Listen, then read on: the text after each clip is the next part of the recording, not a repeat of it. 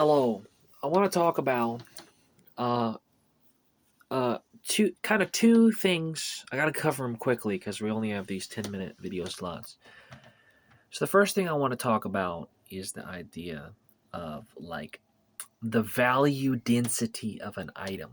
So when we look at an item that we pack in our bags, we're talking about how heavy is it? How much space does it take up? How expensive it is to replace or to get in the first place?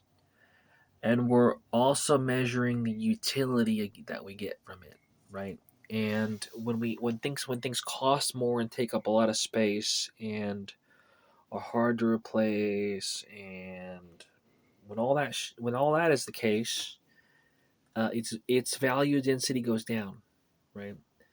The value density goes up the more utility we get out of it, right? So we can measure the cost and the benefit of like a hair dryer. And if we're gonna live in a hotel and we're a woman, then carrying a hair dryer is great because we can dry our hair in the hotel. But let's say that you're a fast memer, a fast monk, and you might live without a hotel. Well, now it doesn't make sense to carry a hair dryer, does it anymore? Because not only do you not have long hair, most likely, but you might not be in a hotel. So why would you um, carry this hairdryer that has to be plugged into the wall when you might not have access to a wall socket, right? It totally changes the game um, when you think about those kinds of value assessments. So every single piece of fast gear in the fast scrolls recommended fast gear has extremely high value for like a low weight and space requirement. It's extremely valuable, uh, precious resources that can help you to essentially, how would you say, to survive better, right? But uh, it's not necessarily going to, uh, how would you say, anyway, so then what was the next thing I wanted to talk about? So we're looking for things that have a high utility and that don't cost much in the way of money or space or weight, right? That's what we want. But the next thing I was going to talk about was something to do with, so you want to take away so that you can add, right? So I have all these empty cabinets. I have so many empty cabinets in my trailer. I'm almost completely empty in all my cabinets. My closet is completely empty. And I've been racking my brain like, if I'm a minimalist, what am I going to put in these cabinets? And I finally have realized I need to put food in these cabinets. I need to stock it up with 2 years of food. Why? Because it's just logical to have 2 years worth of shelf stable food stocked up. There's just no other reason than that. Once you have 2 years worth of shelf stable food stocked up, then you're good as gold, right? You're basically, that's good as gold. It's better than gold in some ways. Because if there's a true food shortage and all I have is gold and I ain't got no food, then I'm screwed up, right? All kinds of screwed up. It's not enough just to have a savings of precious metal or some kind of fiat currency in the event that shit hits the fan. So, and I've been eating off this food for days and days, and I haven't spent anything, and I'm gonna continue to eat off this food for a long, long time, long beyond the time when I'm gonna have to spend money again on food. I just don't have to spend it, and it's just because I've chosen these really cheap options for food, right?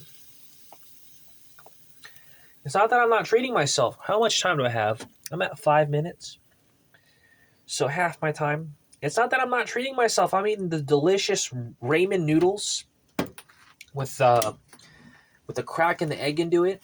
That's some stuff. I mean, I tell you what, that's a pretty good life when you got the ramen noodles and the egg. I'm not gonna lie. I mean, you got the ramen noodles and the egg, and that's a pretty good meal. Now, you may not prefer ramen noodles. You may not prefer egg, but when you get into food economics and you really, really study food economics, and especially if you are able to hold a minimum wage job for a few weeks, I mean, you can buy 6 months worth of food in an instant, in one little click of a button. So that's amazing. That's based. Let me just stir these ramen noodles up real quick because I just poured the egg in there and I gotta mix it up with my spoon. So what was I gonna say about all that though? So you want to take away so that you can add, right? So why did I bother to live out of this backpack? It's so I would have this spacious open trailer and plenty of room in this tiny space, right? A regular person would very quickly fill all these cabinets with junk. Like I have a friend who has a trailer nearby, and he's got these DVDs, they're like adult DVDs for looking at, beautiful women, and I told him, like, you don't even have a DVD player, and he's like, I know. And he just doesn't see why that's taking up space that he could be spending on emergency food or something useful, right? Something delicious. So basically, I mean, you could be spending it on a comic book collection or Funko Pops or what. I have so much space in this trailer. I could make a whole Funko Pop area if I wanted to in my closet. And that comes from ruthlessly cutting so that I can add. And another example is, like, you might have an engine and you shave off a little bit of metal over here. Now your engine weighs less. So now you can add a little bit of metal over here. And it's this push and pull of add and take. If all you do is add possessions to your life, it's going to mess you up. You're going to run out of space. You're going to have to pay for storage, or you're going to have a completely full house. There's people who just keep buying stuff and never get rid of any of it, and they have a full house full of amazing, great stuff, but a lot of it expires, or they never end up using because their house is just packed, with every hallway's packed with stuff they bought on TV or whatever, right? If you only take away from your life, if all that you do is take and take and take and cut and cut and cut and see how little you can live on, the only path at the end is to be a monk. That's all that it leads to. And what saves you from being a monk, not that being a monk needs to save you from it, but it can be this alarming thing when you realize that it's happening to you. When you realize, oh, I'm starting to approach monk levels of minimalism, right? To where, like, I'm really depriving myself and have to go on the spiritual journey. But the news is you don't have to. You don't have to go on a spiritual journey to some degree to live minimalist. You have to stop somewhere and start adding back into your life. So I fight for free time so I have more time to spend on things I love.